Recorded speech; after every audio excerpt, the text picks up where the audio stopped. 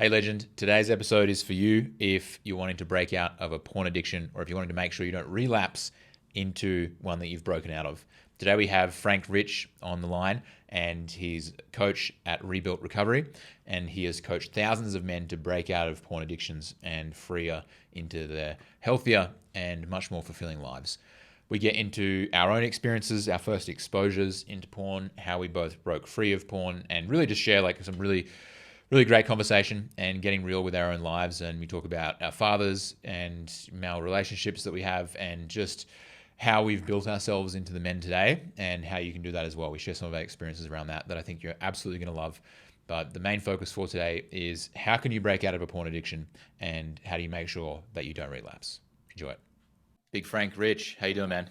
Thanks for joining us. Josh, good to be here, brother. Thank you for having me on, man. What a pleasure. I'm really looking forward to jumping in today and talking about addictions of all types. And, I'm kind of feel like I'm going to be exposing myself a little bit because of the transitions that I've gone through with addiction. And we were talking at the start of, it's not just always about porn. Sometimes you fix one addiction and it finds itself in another area. So we'll dive deep into that. But I'd love to touch base and maybe if we can start pretty raw. What was your first exposure to porn? Like, what was your very first exposure? Was it as a kid or a bit older?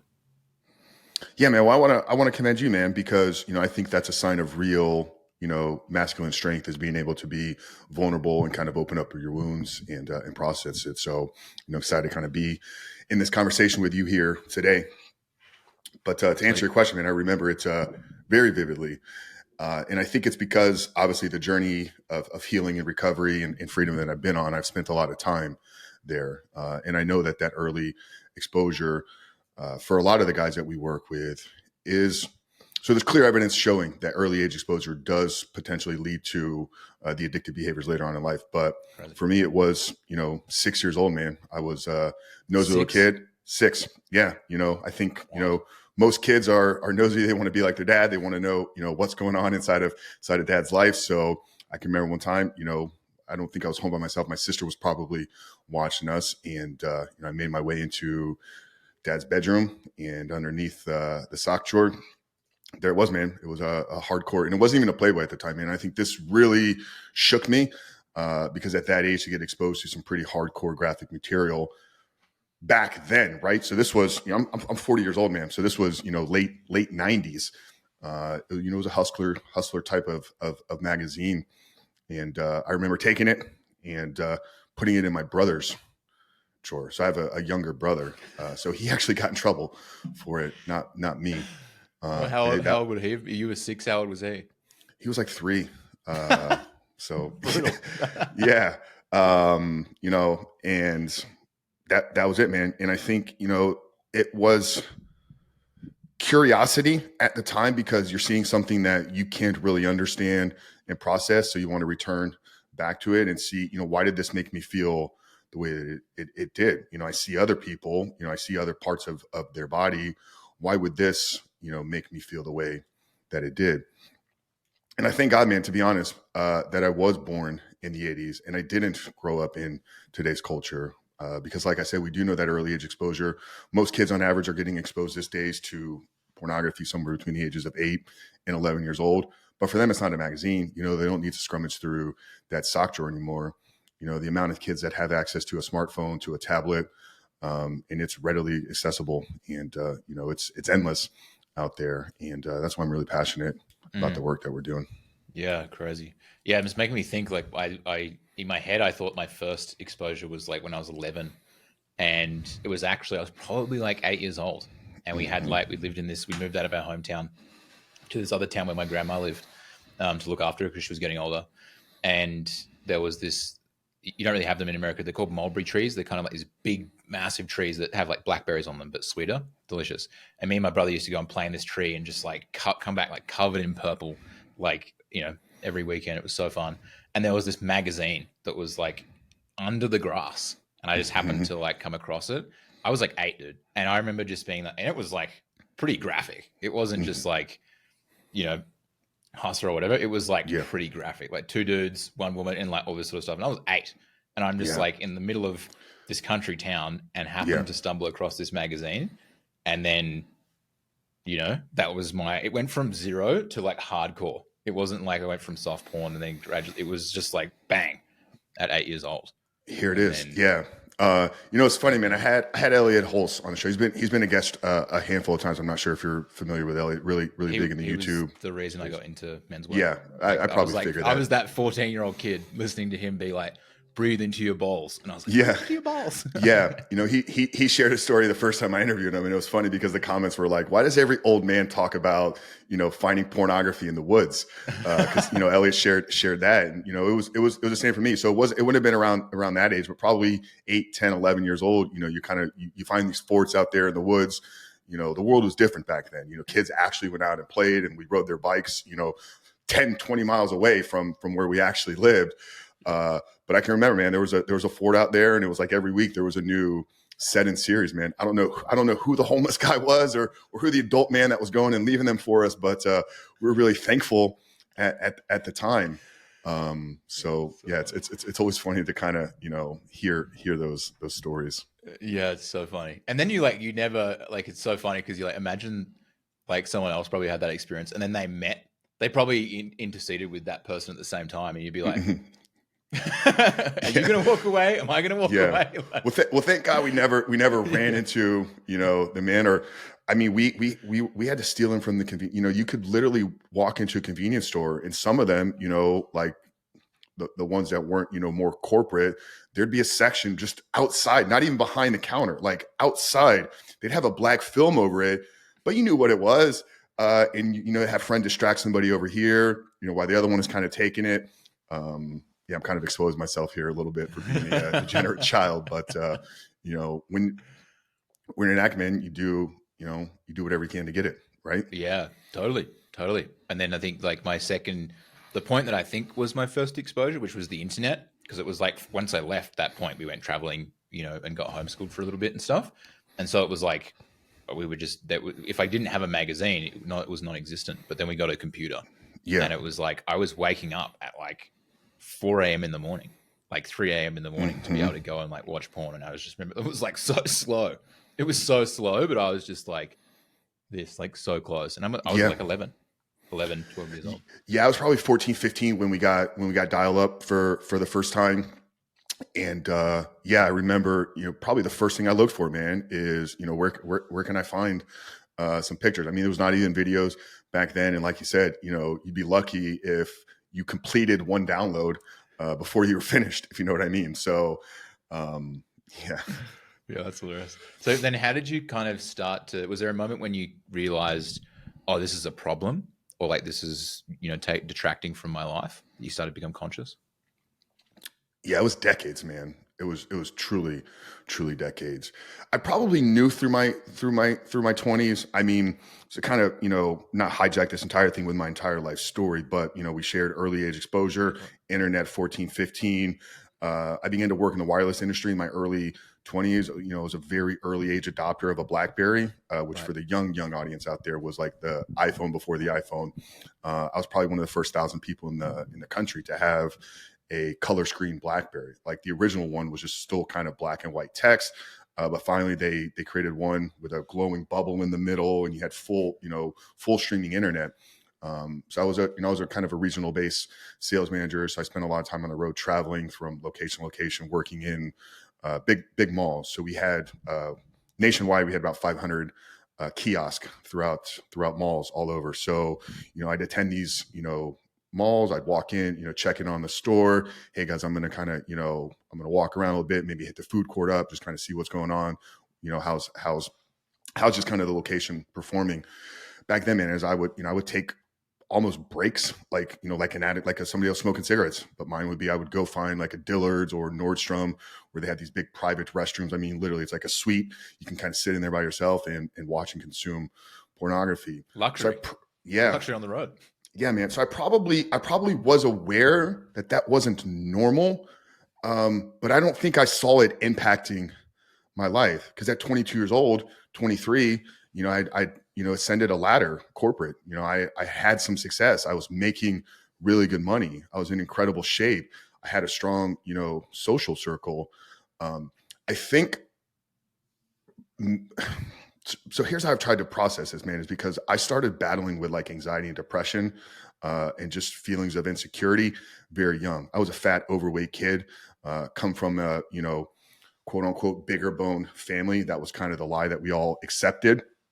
So I always had these doubts about like, am I as good as other people? So I began to mask a lot of these things through bodybuilding, through material success, through, identifying as what I did, right? So if I can succeed in the world, maybe even if I'm struggling internally, others won't know these things about me. So I pushed and pushed and pushed and pushed it all down.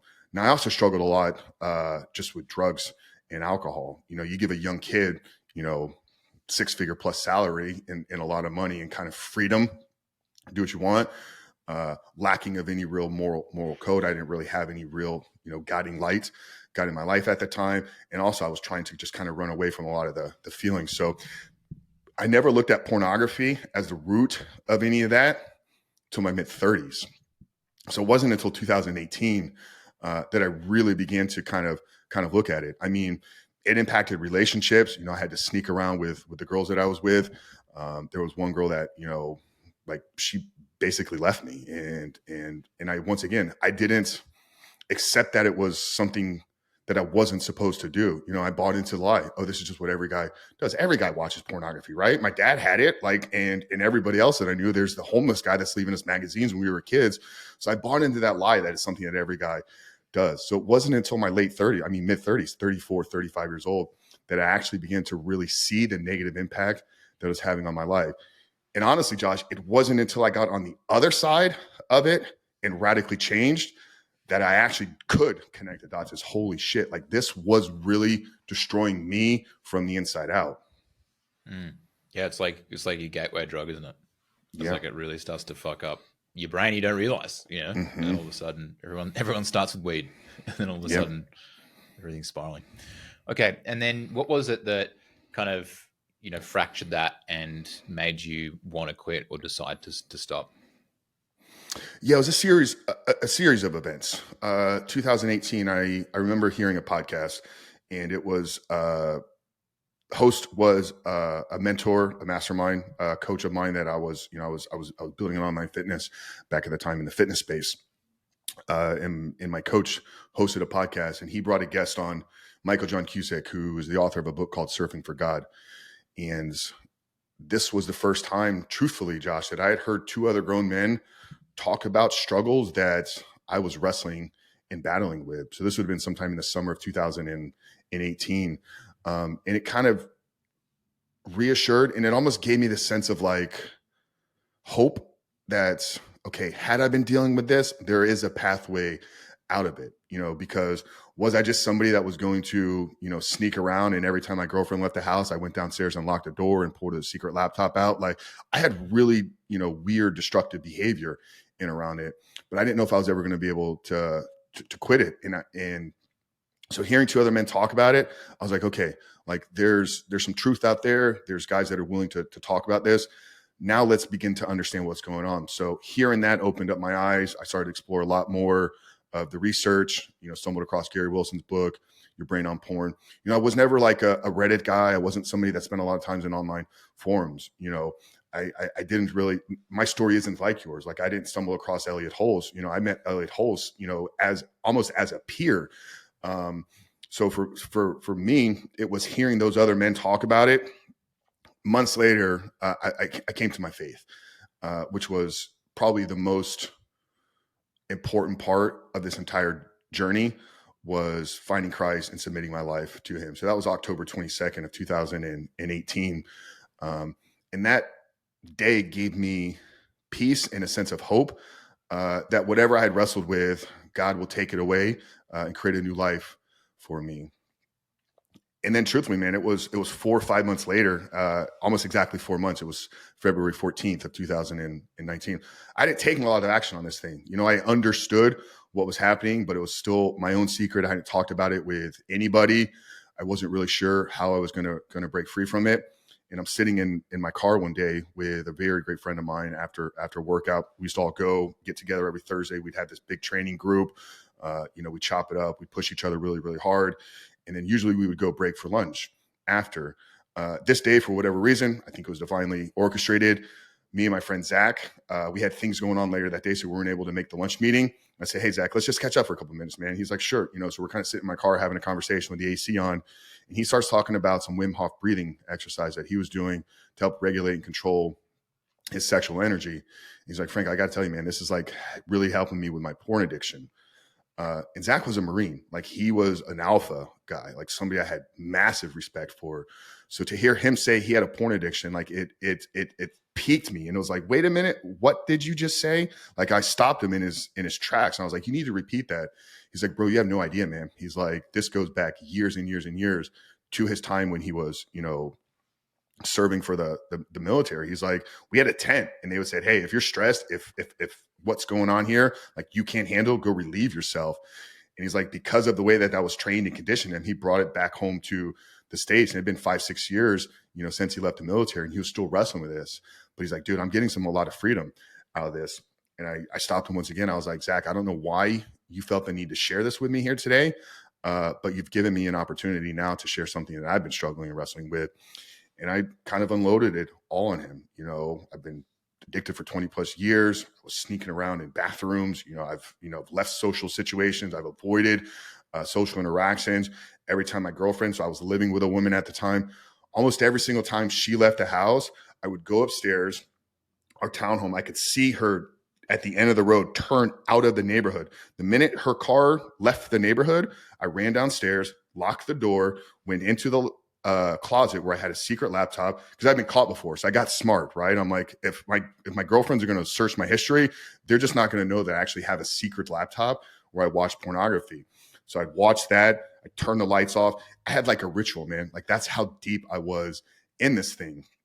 So I shared all this with him, and I was like, bro, this day is going to change my life, but I need a couple things from you. I'm like, will you just check in? Will you hold me accountable? Whatever the hell that means. I didn't understand it at the time. He's like, bro, I got you, man. Whatever you need. He's like, you're my brother. I was like, okay, sounds good, man. I was like, okay, well, I also need to tell Stephanie. And he kind of paused. He's like, whoa, you sure you want to, do this right away?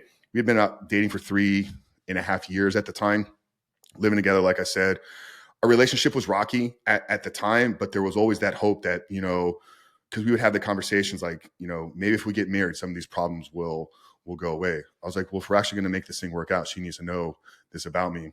So I had about a 30-minute commute on my way home, and I'm wrestling with it, dude. One side of me is like, don't tell her. The other side is like, this is the beginning of a new life and a new journey for you. I ended up not telling her that day. It was Valentine's Day, February 14th, 2019. Woke up the next day, and it just hit me. And it was like, you do it now or you're never going to do it. So she was up kind of getting ready in the morning. I had an office at home, so I was already up and kind of working in my office. I went into a closet, pulled a laptop out, walked into a room where she was getting ready. I said, Seth, I just need a couple minutes from you. If you can stop what you're doing. She's like, what's the computer? Like, she had never seen this thing before. I'm like, I know that I watch porn, because I've asked you if you want to watch it with me before. And she didn't have problems with me consuming porn, but she didn't understand the depth of the issue and the struggle that I was going through. I'm like, I know you know that I watch it, but I don't think you understand how big of a grip it has on me in my life. I start getting really emotional. She gets emotional. And I promised and committed to her that it was done and I was moving on for the rest of my life. And I said, to prove this to you, Stephanie, how serious I am about this is the computer I've been watching porn on for the last 5 years at this time. I need to get rid of it. I need to get it out of my life. And I took the laptop and I ripped it apart, like right down the middle where it folds. I'm like, see, there you go. And honestly, Josh, I think it was that extreme of an action that I took. It like there was, I'm big on symbolization, right? And I think that there was a moment where that showed me how serious I was, and I was cutting off the snake at its head. Like, there was no way this thing was going to enter its way back into my life. I went downstairs. It happened to be garbage day. I pulled my phone out. I sent a video message to another great friend of mine that was actually with me the day I gave my life to Christ, and I shared it all with him as well. And, I ended that video by saying, Josh, I don't know what's going to happen or what's going to come out of this, but I have a feeling that this is the beginning of something truly epic, and the world will change because of what I've done here. And, I watched, he watched me kind of, put the laptop into the garbage can. And the rest has kind of been history, man. You know, it wasn't an easy journey the first couple of months. I had an incredible support system. But one thing I wasn't afraid of was being open and vulnerable. And that's why I commended you at the beginning, right? Because at this point, Zach knew, you know, one of my dear friends, the woman in my life knew, and my best friend in the world, and really one of my close mentors, and it's somebody I really looked at as like almost like an uncle, father type figure, knew. So I started to share it with everybody, man, because one thing that came out of that is every time I opened up and talked about it and people accepted it and they're like, dude, don't worry about it. Like, cause I got really emotional, man, every single time. Like I'm ending up in tears, like with grown men.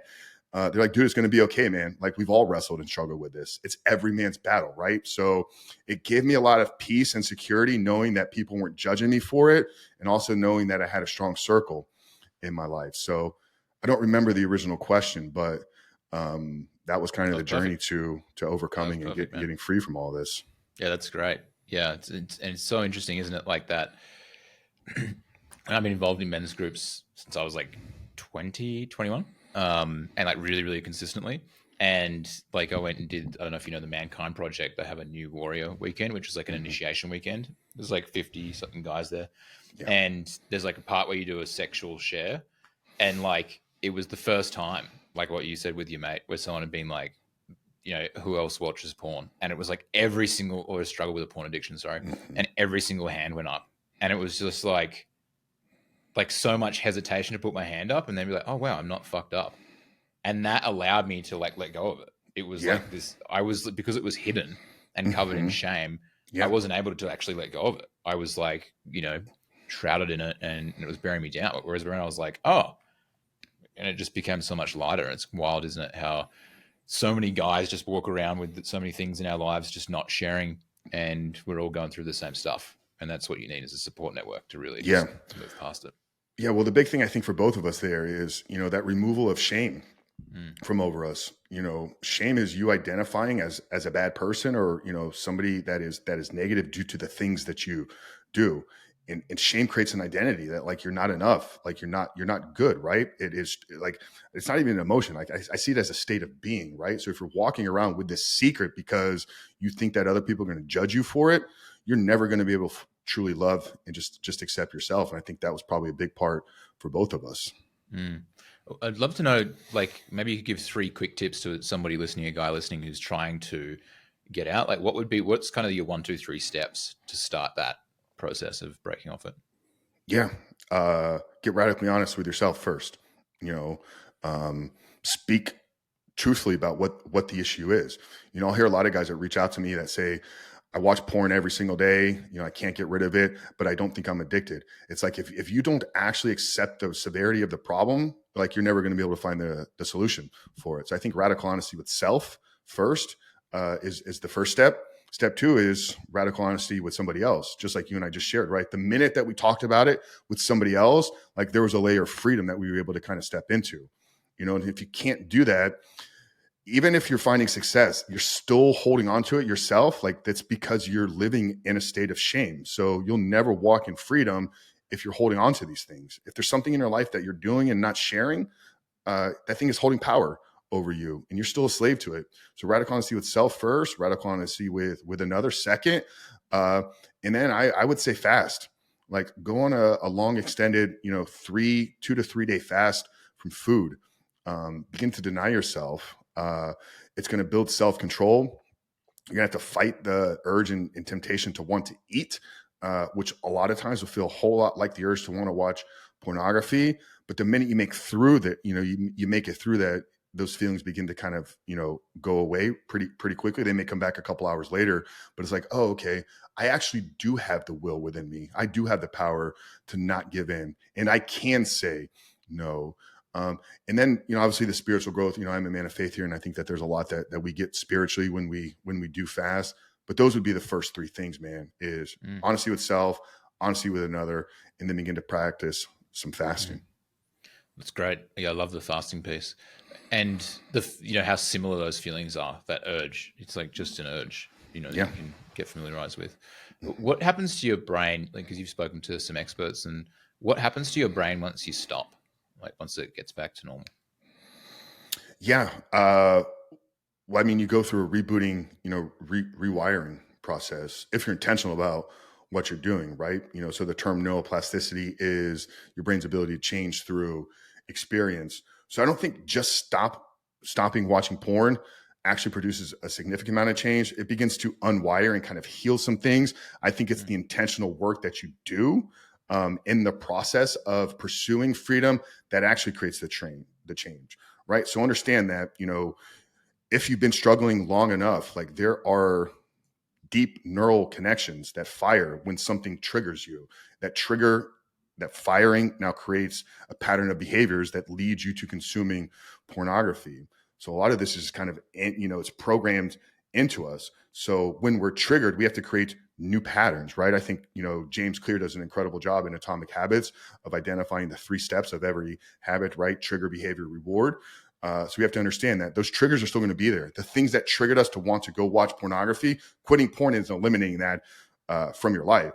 So what happens when those things happen? You have to create new patterns of behavior. So in time, through intentional work, what happens is the trigger happens and now you have healthier outlets. So when I'm stressed, angry, tired, dealing with lacks of feelings of self, insecurity, doubt, hopelessness, whatever those things are, some of those emotions will go away. I think hopelessness and kind of sadness will deteriorate, but you're still going to be stressed. You're still going to be triggered. You're still going to get angry. All those feelings are a part of the human experience. So when those things arise and come up in your life, what are the new patterns that you create? So you create new patterns, you create new neural pathways in your brain, and now you begin to operate from a sense of like pure joy and freedom. I love the quote from Viktor Frankl in Man's Search for Meaning. Between stimulus and response, there's a space. Within that space lies our ability to choose. Within our choice rests our freedom. He's talking about it obviously on his grand scheme of life, right? But if we kind of zoom in a little bit and talk about freedom from pornography, most men are so unconsciously or subconsciously unaware of what's happening that when they're stressed, they're immediately running to pornography without having any full control of it. So we got to be able to step back from ourselves a little bit and begin to kind of see a third party perspective. Okay, when this happens, how can I pause for a moment? Can I develop a self-regulation tool to give me a space now to make a better choice for myself? The prefrontal cortex begins to heal. Obviously, I think there's better scientists that can kind of talk about that from kind of a brain structural standpoint. But if you've been caught up in it long enough, know that there is some gray matter that's been developed in your brain, and that will heal through time. One thing I've noticed is you see people differently. When you consume pornography, the part of your brain that is firing and going off is the parts that are associated with objects. So, I have a bottle here sitting on my desk, right? If I was going to go pick it up, my brain has to identify that as something as of an object that I can actually reach out and physically touch. When you interact in your community and connection, intimacy with people, whole different area of your brain is firing. What ends up happening though, as a guy that's consuming massive amounts of pornography, you begin to associate human beings as objects. This is where the word objectification comes in. You see women literally as sexual objects. Well, if we can recondition ourselves that women are in fact human beings and they're not here for us to use for our own pleasure, then we see them differently. The brain, the eyes are in fact just an extension of the brain. So as your brain heals, I don't think this is pure anecdotal in my experience and thousands of men that we've worked with, right? You begin to see the world a whole lot differently. So yeah, there's a lot that's kind of happening there. Absolutely. What are some of the tripwires that you think, that you see guys get caught up with relapsing? They're doing pretty well. What are some of the things that usually trip people up and get them to relapse? Isolation is one. Being alone. You're never watching pornography in a group of people. So it's usually when you're feeling lack of intimacy or lack of connection with others. So that's a big one. Stress is a big one as well. And even zooming in a little bit more, financial stress. The book Every Man's Battle, the author's name is I'm losing it right now, but I had him on the podcast and he came and actually spoke to our men. So he's been at this work for 20 plus years now. And he actually speaks to that. In fact, it's oftentimes financial stress and pressure. Maybe it's not that you're struggling financially, but even high performance guys that are running businesses and are building big companies, there's a lot of financial pressure and stress there. Can we make payroll? Where's the budget at? Right. So P&L sheets and stuff like that. rejection, and then just like not doing anything, just kind of like, I won't say isolation, but just still mind, like a still mind, is a big one there as well. Mm. And what do you coach guys to? Is it just about that presence piece? Like, do you think that's the main thing if someone can focus on, or you touched a little bit on faith, and I think that seems to be having something externally that's bigger than yourself. That's more important than you. Could you, yeah, maybe share some insights around those? Yeah, so I am a man of faith, and I think it guides everything that I do in my life. We have the biblical approach to our program, but one thing that kind of separates us from a lot of other just faith-based programs that are out there, they're going to say read the Bible and pray. You know, I'm a man of like taking action, and our program is rooted in a holistic, fully integrated approach. So we look at your health, first, like your gut health. There's a direct tie from the gut to the brain. So all these neurotransmitters that fire, how you think, how you feel, through your thoughts, all begins within your gut. So that's why fasting is important, but also removal of a lot of like junk garbage food. So once again, we take fully integrated holistic approach, but it's centered around a behavioral change component. What I like to say is we help you become the man that no longer needs porn. So it's not about stopping the behavior. It's becoming the man that when his life triggers him for whatever reason, he doesn't use that as an outlet anymore. So, it's going to be different for everybody. Some it is, finding a bigger meaning and purpose for your life, having a guiding faith that kind of maybe calls you, developing deeper connection and intimacy with others, both female and male relationships. There's a massive problem in the world right now with men struggling with real, male-based relationships. So we want to get you into a community. Self-awareness is a big piece. The development of self-regulation tools, though, as well. How do you process thoughts, feelings, and emotions when they come up in your life? So there's a lot there. And I think, that's why we've been able to succeed to the level that we have, because it's not going to be one single approach for everybody. Some may have to focus more on finding purpose, finding meaning in their life. Others are going to have to focus on getting healthy. Others are going to have to focus on building self-confidence, building a belief system just within yourself that I can actually overcome this. When you've been struggling with a behavior and breaking free for a decade plus, and you have a dozen failed attempts underneath your belt, there begins to become this unconscious limiting belief that I may never actually overcome this. And if you don't believe that you're ever going to truly be free, then something will always find itself in your life to make you return back to that pattern, right? So it could be a belief system, it could be relationships, it could be self-confidence, it could be I need a bigger meaning and purpose for my life, it could be I don't have any real faith in anything outside of myself. So it's not a single shotgun answer. Mm. What happened in your life? You talked about seeing people differently. Like, what were some tangible things that happened in your relationships, maybe with your partner and with other friends, and just your life in general once you desexualized your brain? Yeah. Well, the relationship that I was in at the time, we're no longer together. It didn't make its way through, I guess, my full recovery. There were other issues and just deep wounds that were kind of in both of us. We probably never truly meant for each other as well. It has created a much deeper connection with any woman that I got into any relationship with after, right? So that was one, because they were no longer just an object to me. Like I actually began to see them for the person that they were. And I think that was for everybody. The biggest change that I saw was the acceptance of love from other men. You talked about the men's group that you were in. I'm sure there was probably a deep sense of just strong male masculine love. I rejected that for a really long time. And in fact, there was a point where one of my mentors, as we're getting off the call, he's like, I love you, Frank, and hung up. And I texted him, I said, don't ever say that to me again.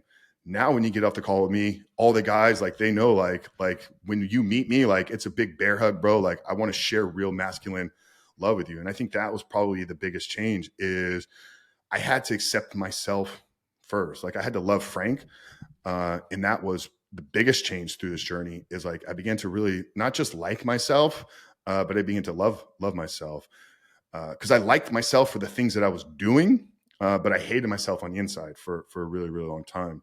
When I got free from all that and I began to develop true, I guess you could call it self-love, I was able to accept it from others. And now, man, it's how can I help others?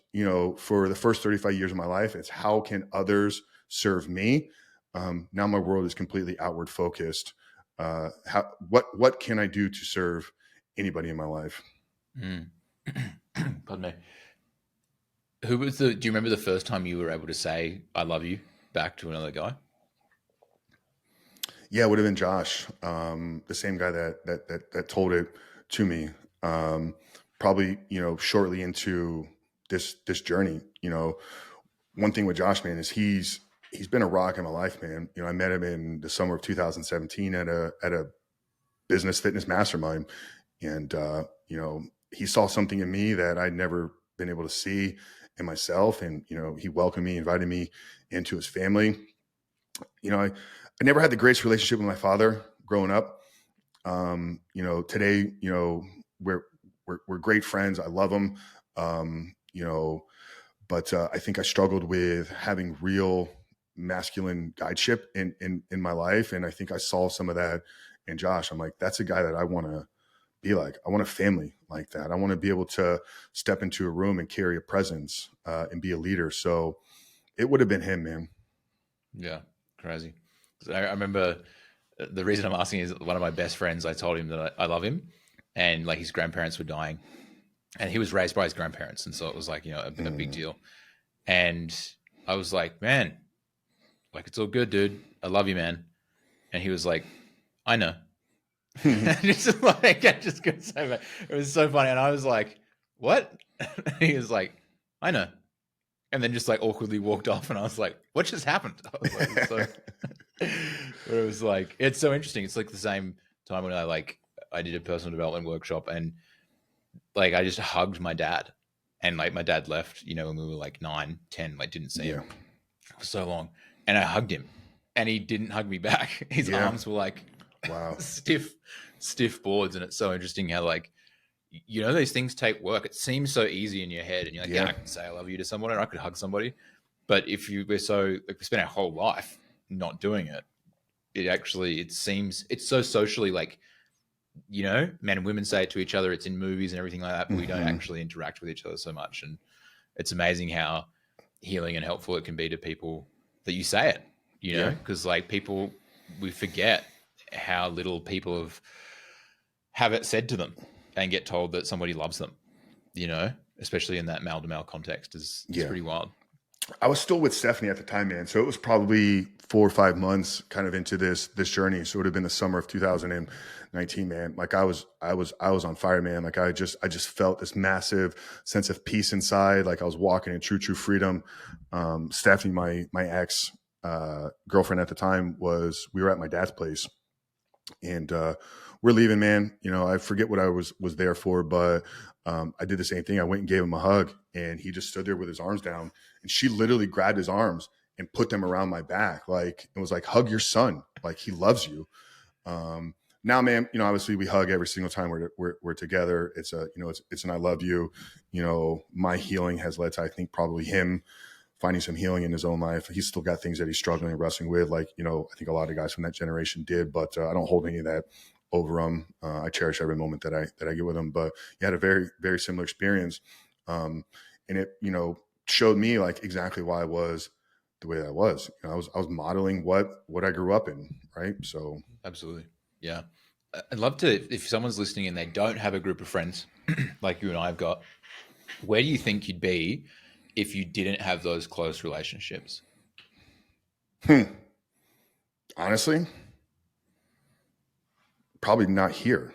I mean, not saying not on this podcast, like um, I had a lot of suicidal ideation, man, and I think it was probably knowing that where there were people that care for me. Probably my mom first. Like I think knowing what it would have done to her would have kept me here. But without that, man, it's hard to say, man. I wouldn't be doing anything I'm doing here today. It was the male relationships in my life that pushed me to launch the podcast. As I was getting free, I was running a small, online fitness business, very mediocre success, but I was the head of a marketing agency, and that became my purpose and passion.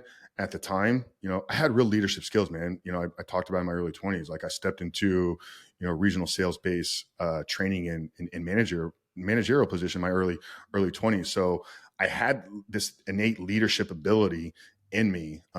So I kind of, I was invited to work in like a startup marketing agency, and we were growing rapidly, man. I mean, in like the span of like 6 months, we went from 5 employees to over 60, and just crushing it. So that was what I was doing, man. And I gave my life to it at the time. It was 10, 12, 14 hours a day, 7 days a week. So it kept me busy at the time, and enabled me to help others step into their purposes within the company as well.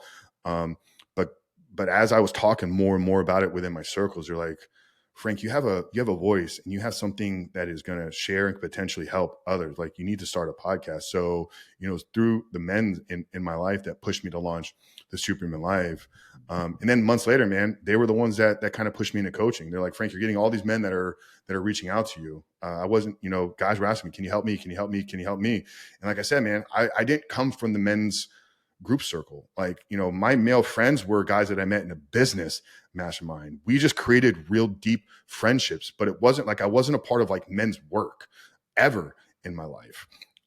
So I didn't think that I was actually going to be able to do it, because I was like, I don't feel qualified to do a lot of these things. Well, you've done it in your own life. You possess real leadership skills. You have a background in health coaching. Why wouldn't you be able to do it? So I know for a fact I wouldn't have Rebuilt Recovery or the podcast without it. So what would I be doing? Probably still running a marketing agency. Yeah, crazy.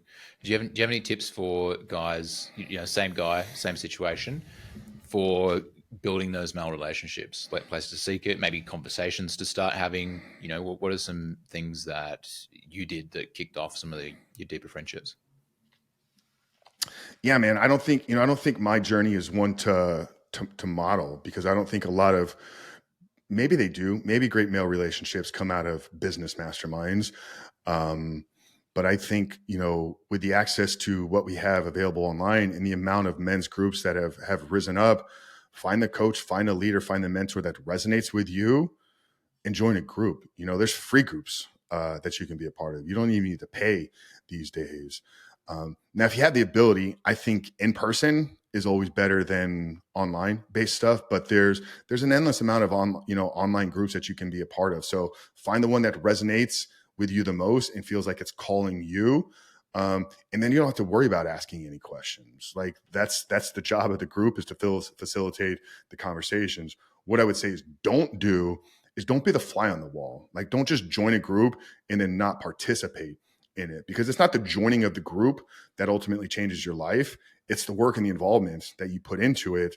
So be open, be vulnerable.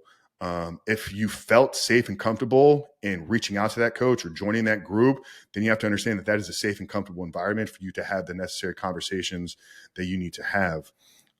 So find whoever it is, man. I think we all are pulled to certain people because we see things in them that we feel is within ourselves. I think that's what real mentors are people that you see you and them just steps ahead, right?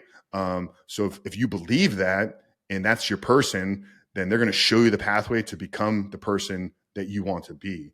So join a group, man. There's countless ones online. But like I said, if you have the ability to join something that's in person, maybe do a retreat like you did, if you can get away for a weekend or a week-long event. Because Tony Robbins talks about that, right? It's the immersion that actually creates the lasting change. So it's not like I'm gonna join a call once a month. It's like if you can get away for a 3-5 day event and fully immerse yourself into a brotherhood community, you will come out on the other side a transformed person. Mm-hmm. Yeah, I love the that was your answer, because it takes the pressure off of having to be a social, master of some level and knowing questions and being able to interact. It's like you can just go to the group and show up. Yeah. And I think one of the most powerful things, like the last group before I moved, like the core 10 of us had been there for 5 years. And it's like the amount of trust that built by just showing up every single week for 5 years and, going off on weekends and stuff like that was just nothing I'd ever experienced. That consistency. And there are some guys that don't really share a lot, because they're quieter guys, but they just get, and then you watch them and then they finally crack. And like you said, as soon as you start to share, their whole life changes. Like, they'll show up and be sharing the same basic shit. and then they actually share something that's really going on, and then they go off and fix it because they have a container, that they're in. Yeah. Yeah. Now we do have a lot of guys that struggle. I mean, I think groups and brotherhood, like this type of work is different than male friends. Like, so if you want friends, like the advice I give to the guys that come to us is identify who the friends are that you want, right? Whatever it is, you're the byproduct of the 5 guys you spend the most time with. So get clear on who you want to be and what type of friends you want to have. And then sometimes, yeah, you actually do have to step out, lean into the fear a little bit, develop the courage, right? Courage is only to be developed when you step into the fear of just going places. I moved from the city of Tampa more to suburbs, at the summer, last summer. So 2022 summer. So I went all through 23. So I've been here for almost 2 years now, but I left a city where there was like a lot going on. I moved 45 minutes north where I knew nobody. I'm a guy that loves cigars, man. And I love the conversation that comes out of, sitting with a group of guys, maybe sharing an old fashioned and smoking on a great, stogie, right? I didn't have anybody to go with because everybody I knew was, 45 minutes to an hour away. So for like 6 weeks, man, I just literally went to the lounge by myself because I know that somewhere I will find my tribe. I will find the guys that will connect and resonate with me. Now, obviously, I've done a tremendous amount of work. I'm not afraid to talk about anything, right? So for me, that was a little bit easier. But I think if you're looking for real friends, like you just have to identify who those guys are, what they do. Are they guys that go to the gym? Are they guys that play pickup ball? Are they guys that, do attend a cigar lounge? Are they guys that go to live music events? Go to those places. And then once again, don't be the fly on the wall. Don't just sit there, with your head down in your phone. Like interact and engage and open up and connect and talk with people. You don't have to go super deep at first, but if you're being truthful and you're being your true self, right, that stuff will quickly come out. Yeah, 100%. And so just putting yourself out there. Like one of my best friends now, Marcel, we met doing Muay Thai in Vancouver, like just before I left. Yeah. And we just happened to fucking like be paired up in this first intro class. And then like we've become such good friends. And now he basically replaced me in the group that I left. And like he's traveled down here twice in the last year to come hang out. Like it's like this amazing friendship came from just both of us happened to put ourselves out there on this particular day. And we happened to get paired together. And now we've got a great friendship for the rest of our lives. Dude, I told you, man, I had a group of guys, man, we trained together every day. I think maybe if the cigar is not your stuff, if the music's not your stuff, the activity, man, one of my great friends now I met playing a men's league church softball. I used to play baseball back in the day. I wanted to be active. I wanted to be around other guys. I signed up independently, connected with a guy on the team the first year. We've been now kind of running our own team for the last 4 or 5 years, multiple championships. Yes, I spent time with his family. But yeah, I think the Muay Thai, the getting in the gym, my entire life, I found so many great friends being in the gym. You got to step outside of your bubble and step outside of your own little, small circle. Yeah. And I think the interesting thing is like those places can seem so intimidating, like, martial arts in particular, like whether it's jiu-jitsu or whatever. And they're the most inclusive places that I've ever been. Like literally, it's like they are the most inclusive spots. And you get people who are like so shy and like skinny dudes or whatever show up. Yeah. And everyone just like loves on them and thinks they're the best for showing up because everybody that's there knows how fucking intimidating it is showing up on the first day with no clue what you're doing. Yeah. It's like, and it's really interesting. Like, and that was a barrier for me. I didn't go for so long. I really want to do it, but I was like, fuck, I'm going to suck and blah, blah, blah. But it's just like, it's been one of the best things I did in my life. That's awesome.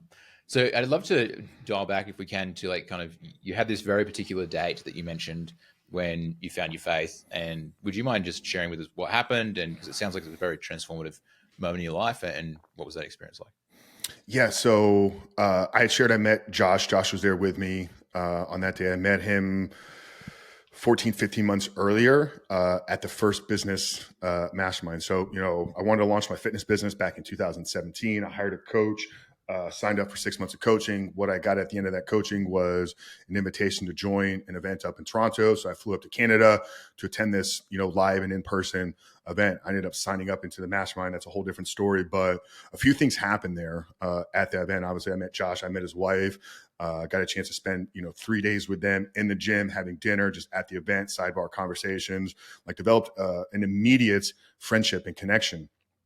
with him. So, he was there kind of helping his wife launch her online business at the same time. So we were learning these tactics together. We were going through, additional coaching and additional training. So because we felt so connected, it's like, as we're both trying to kind of launch and scale and get these things off the ground, it's like we were the two that, outside of getting help from the coach, like we helped and supported each other. So it quickly developed like just a regular cadence of just conversations. And when you speak with somebody on a weekly basis, sometimes daily, it's like other things begin to, there's only so much you can talk about business and marketing and funnels and click funnels and, opt-ins and email subscribers and all stuff. Only so much of that can happen. So you start talking about the other things that are going on in life. Josh would share things with his family, with his church. I would share things that were going well, but I felt like a lot of times as I was just complaining about, maybe my relationship with Stephanie, maybe things weren't going super well.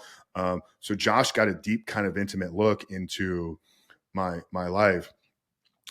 And once again, man, I didn't understand, like, cause I knew I was a degenerate, man. Like I was watching porn all the time.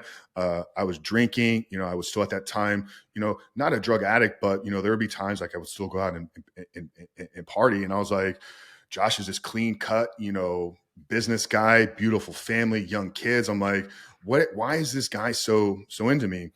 And he said that for a long time, he wrestled with, sharing his faith. I knew he was a believer, but I think he said he knew that like it was his responsibility to at one point share God with me. He just didn't know when it was going to happen. So that October, well, actually, if I even go back a month prior, so I told you I didn't have massive success with the first online business that I tried to start. Like I felt like I was doing everything that I was being taught. And I look back now as somebody that has helped a lot of people build online businesses and have created success. I can see why it wasn't working, but at the time it didn't make sense to me because I was applying all the things.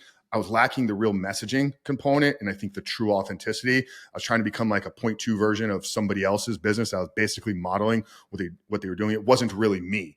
And that was a big part of the struggles that I was having. But I can remember in September, like going to Stephanie, once again, bringing Stephanie in. And I haven't talked about Stephanie so much in a really long time, but she was pivotal for this, beginning part of this journey. I can remember, one late night, like we're in the kitchen at our home, like Steph, man, I don't understand. Like, for one, I had another business that was coming close to closing down. It was what carried me for the first 2 years of the online business was the other company that I was running, but I was shutting it down in the next couple of months. It was about to go all in. I was getting kind of worried because I'm like, there's not a whole lot left. Like if I lose all the income and revenue from that side, like I only have like a short runway here. And I was beginning to get afraid of like what we were going to be able to do.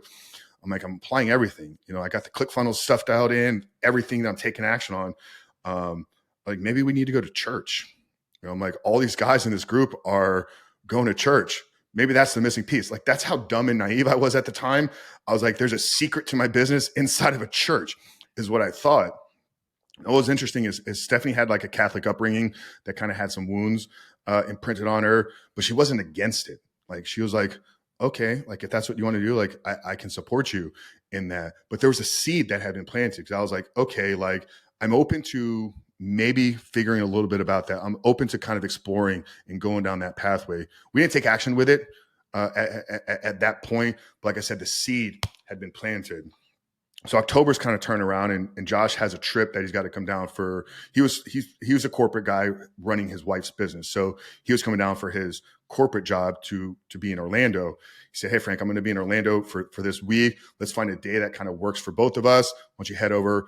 The trip from Tampa to Orlando is about 60 minutes. So it wasn't a long commute for me to get there.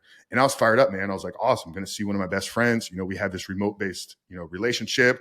We'll hang out, we'll have lunch, we'll chop it up, we'll talk a little bit of business, we'll talk life, maybe some sports, all this stuff. I think he knew he was coming for something different. So when I picked him up at his hotel, I said, let's head downtown Orlando. That's kind of where like all the action is at. He was staying just outside of the city there. So we're pulling downtown. And anybody that's aware of downtown Orlando, where the Magic play, Amalie Arena, the street that runs parallel to that is Church Street. It's a big party street. I used to live in Orlando for a short time. Great clubs, great bars, great restaurants, great nightlife. I'm like, I know there's something that we can find if we go to Church Street. So I parked the car. We started walking down Church Street and found this like old hickory style steakhouse. I said, there's our spot, dude. Like, just being a meathead like I am, man. I'm like, that's where we're going to go. So we sat down, far back in the restaurant. It was like a Wednesday afternoon. So there wasn't a whole lot kind of going on at the time. So we, kind of had the area all into ourselves. There were maybe 4 other people in the restaurant. So server came up and, Josh is like, just bring us some water. We're going to be here for a while. And I was like, it's kind of a weird thing to say. And he sits down and he looks me in the eye. He's like, can I ask you a couple questions? And I was like, absolutely. He said, how's your relationship with your father? And what do you know about God? And it kind of shook me, right? Because like, who asked those questions, like right at the beginning of a lunch conversation? So I kind of explained to him, never had the greatest relationship with my dad. He was always in the home. He wasn't an absent father. He was there, but he wasn't present. I think is probably the best way to kind of describe it. He was struggling with some of his own issues at the time. And I was like, I don't really know a whole lot about God. And I had kind of shared with him, I talked about going to church, like a month ago. So we sat in that restaurant, man. What felt like 5 minutes, it was probably a couple hours. And he just shared his faith. He shared the journey of, from basically Adam and Eve all the way to Christ, and how he knew that there were things that I was wrestling with because he could feel it and see it kind of inside of me. And if I was willing to, allow Christ to come into my life, he would bring me the peace that I was always looking for. We finished up lunch and he's like, what do you think, man? He's like, I was like, I think I want to do this. Like, I'm ready. Like, I feel like this is the missing piece and missing part of my life. So he's like, all right, we gotta get out of this restaurant. He's like, I had something for you at the hotel, but let's go somewhere. I want to pray over you. So we actually stepped out of the restaurant and like sitting adjacent corner across the street was a history center, like with a big fountain, like a museum type of thing. Like we had like a walkway up and there's a big water fountain. So we walked right over there. He's like, Frank, I want to pray together for you. I want to pray for you. So, close my eyes. He put his hands on my shoulder and accept the Holy Spirit into my life. And, he said he felt it. Josh is real prophetic, man. Like, he's able to see things through God that I can't experience the way he talks about it. But he's like, I felt a sense of peace. Like he was holding onto my shoulders. He's like, you felt calm in the moment. I was like, and I felt light. Like I told him, I was like, I feel light right now. So that was it, man. October 22nd, sitting outside the History Center. I took him back to his hotel. He had flown down with a Bible, a brand new one. And he was bringing it for a guy, Frank. He thought Frank was going to be in his conference, not realizing it was going to be me. He wrote a little, note in there for me, signed and dated it. And, he said the world will never be the same because of this. So, yeah, that was the journey, man. Was there anything in particular that, tipped you over to really wanting to believe and go into it? Or did you feel like you were ready? Like, was there still skepticism in there? Like, what were you feeling and going through in that conversation?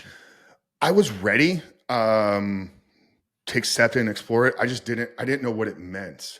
I had been to church a handful of times growing up. I identified me and our family as like not church people, right? Like there's those people over there. That's why they do good. We're this family over here. We have uncles that are drug addicts. We have uncles that are alcoholics. Like we're degenerates, right? Church isn't for degenerates. Like, and that's how I saw it. But I think so through the mastermind, what was interesting is the guy that ran the fitness mastermind that I was in, his dad was a pastor. And in that first event up in Toronto in July of the year prior, his dad spoke to the event, and seeing the relationship that this grown man had with his father, like that was a seed that was planted. Then I came back home and I got connected with men that were friends with the coach, and that became the guys that I worked out with on a regular basis. Well, through time, there was a different way that I felt when I was around them. They were all men of faith. And they weren't the clean cut. Like they were like, okay, they got some of the same problems that I do. So I was completely ready for it. I didn't know what the journey was. I didn't know that it was going to be as much work for me. Like I was like, okay, Jesus, like you got this, man. Like let's go. It was like, no, this is the beginning of your salvation, right? You're saved. Now we have to actually begin to put in the work. So yeah, I didn't know what it was going to lead to, man, but I was 100% ready to take that leap. Hmm. That's Because amazing. I'd always been searching, man. I've been a big personal development guy, Tony Robbins, all the stuff, man, like from my teenage years. Because like I said, man, I struggled with a lot of things growing up, doubts, fears, insecurities, not feeling whole and complete. So I was always searching for a meaning in life. And that's what I went to personal development for. And it's interesting because Josh wrote a book called The Standard, Discovering the Jesus as a Standard of Masculinity. And he talks a lot about how literally the personal development, self-development space has just hijacked everything from the Bible and removed God out of it. And the deeper I get into my faith, I see it that way.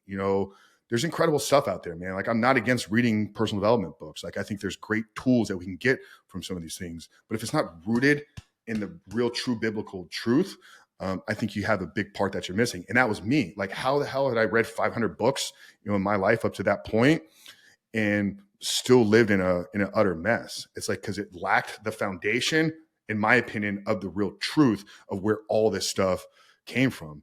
I mean, even guys like Jordan Peterson, man, like, I'm not sure if you're a fan of him, the way that he talks about, the Bible and how it's just, literally, it's the truth of truth. Like, we can't have truth if you don't understand how those stories tie into how we all see the world today. Hmm. What do you have some tangible kind of thoughts around, because you read all this personal development, but then there's the Bible and Jesus and truth. What does that actually like look like for you? What did that look like? What was the actual difference? Was it just having like a backing spiritually and understand that something else was there, or what did that look like? I think a big thing is knowing and understanding that even though I feel equipped to do some things and, I understand all this stuff, like, I'm never going to be a perfect human being. Is I think self-development was trying to remove all the flaws from who I was and how I saw myself. And I think what Christ has done is say, you will never be perfect. You will always be flawed. You will always have inadequacies in you. And that's what I'm here for, is to wash all that away so you can walk in freedom and not allow any of that to hold power over you. It gave me peace that, hey, I'm never going to be a perfect human being. I'm still going to chase perfection, but I'm never going to reach it. So it was the peace that came with the salvation for me, and Christ dying for my sins and dying for me and shedding his blood. I said, okay, I was perfect. You're not going to be. I'm going to give my life so that you can walk in the freedom that truly an only perfect person should experience. Mm. Yeah, it was so interesting. I was listening to like because I grew up going to church. I'm not religious now. Like, I hated it. Mum dragged Mm. us. It was fucking awful. And like, I remember so many fights, like going to church, my brother screaming and just fucking kicking the can. And I was listening to this Sean Ryan episode. I'm not sure if you know that he does Mm-hmm. these like long interviews with like Yeah, he's military great. veterans and stuff. And there was this older guy, I think he was from the Vietnam War or maybe, yeah, something like that. And he was like, there are no atheists in foxholes. And I was like, damn. I was like, that's fucking heavy. I was like, yeah. He's like, yeah, dude. He's like, you can be having all these conversations about religion and stuff like that. And when you're getting shot out, he's like, everybody's praying. And I was like, damn. I was like, that's fucking heavy, dude. Like, Yeah. when it comes down to it, like, everyone in that moment is like, please God, you know? And it really, like, I think it took it, like you said, from this picture, and maybe wanted to kind of like been thinking about it more, of just like this experience I had where everyone's trying to be perfect and everyone shows up to church and is their perfect version of themselves and is Yeah. fully fake, and then you're like, the kids are hating it, but all the parents are like, oh, like pretending like with their little fucking triangle, you Yeah. know, sandwiches. And then you like hear these like these guys that have just like killed, been shot at, done it, like pushed themselves to their absolute limit, and like they all believe in faith and God. And you're like, oh, there's actually what like life. That's the extremity of what life is about. Mm-hmm. And I think it was so hard to believe as a kid because you're like, this isn't life. This is fake. Yeah. Like, why We, do all these fake people believe in something? Like, it has to be yeah. fake. And the church can be a dangerous place, man. If you do lack that experience, if you do lack your own pursuit of what God means to you. So I attend church, man. I was there yesterday. I love what it brings to me. I'm not sure I would identify myself as like the traditional religious type of person. I've seen too much of the world to just accept the way that some things are talked about within a church. And I'm not knocking it. I think that it's a great tool and resource for a lot of people. I think it provides a lot of comfort for a lot of people. But for me, it's about the relationship that I have with Christ as the guiding light for who I am, and knowing that this world that you and I are experiencing, this material, there's no way that this is all of it. Like there's something that has set this in motion. There's something that is guiding us through this. Some of that is found within the Bible, I think. But yeah, I think it's the integration of kind of all of this. I mean, I did have a radical experience with God 3 days after quitting porn, where like I truly felt the presence of Him in my life. So I talked about, it was Valentine's Day, kind of the day that it all kind of shook me. That was a Thursday. Friday was the day I told Stephanie. Friday was the day I ripped the computer apart. By Sunday, I was supposed to be attending church, and I was already kind of actively going, going regularly. Stephanie was attending with me every once in a while. We had a massive fight that morning. At this point, I'd gone, 3 days without porn, which at that time had been the longest I'd gone in probably decades.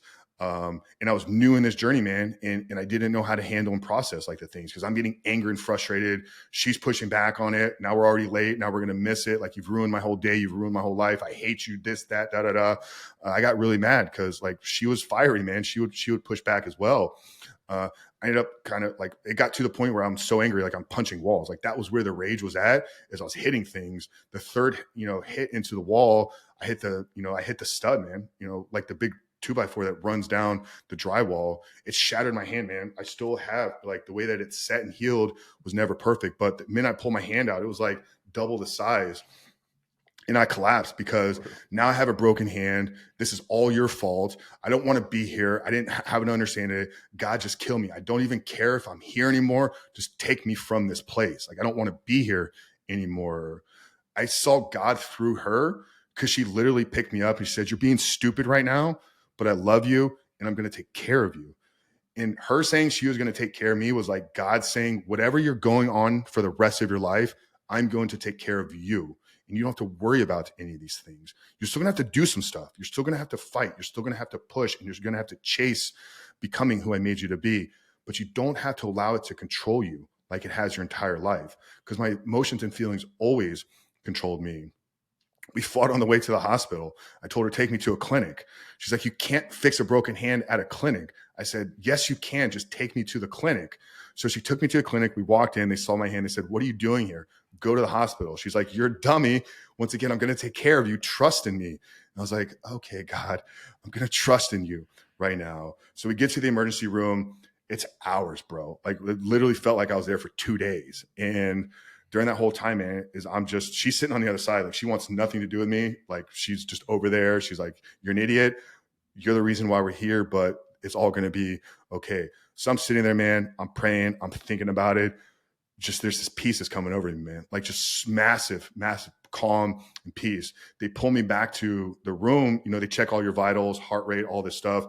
My resting heart rate was like 52. I had a broken hand, and I had been in a massive rage hours before. They're like, "Why is your heart rate only 52 beats right now? Like, this is not normal." And the only thing I said is, like, "I feel the peace of God right now." Like, I truly had a radical experience in a hospital room where God was like, "It's going to be okay. Like, you're fine. And I got you in this thing." So I've had some experiences like that, man, even in these last couple of years. I don't want to feel like I'm projecting anything in my belief system upon to anybody. I appreciate you kind of navigating this conversation with me. You're doing an incredible job. But yeah, when somebody says that they're an atheist or they don't believe anything outside of what they see here, I have a hard time wrapping my head around that. Yeah.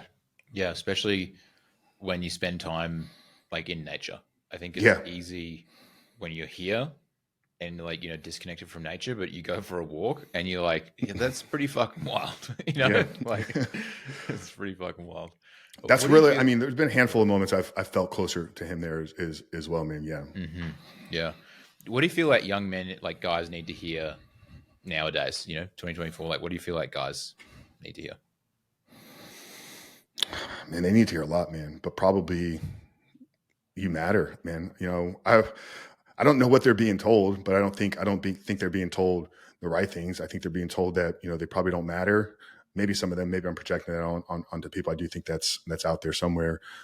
You matter, man, and you're here for something, and go find it. You have gifts that are uniquely yours. Like there's things that we all do better than others, just innately. There's a reason why you can do that. Talked about 22 years old, man. I never thought about like getting into a corporate leadership kind of transformational position, but there's a reason why I do what I do today, because it's a gift. It was something that was placed inside of me that I can use. So you matter, and you have gifts, and you have things that are uniquely yours. So get out from your hole, whatever wherever you spend your time, and go chase that and share it with the world. Thanks, brother. What a perfect way to finish. Thank you so much. Awesome, bro. Love you, man. Love you too.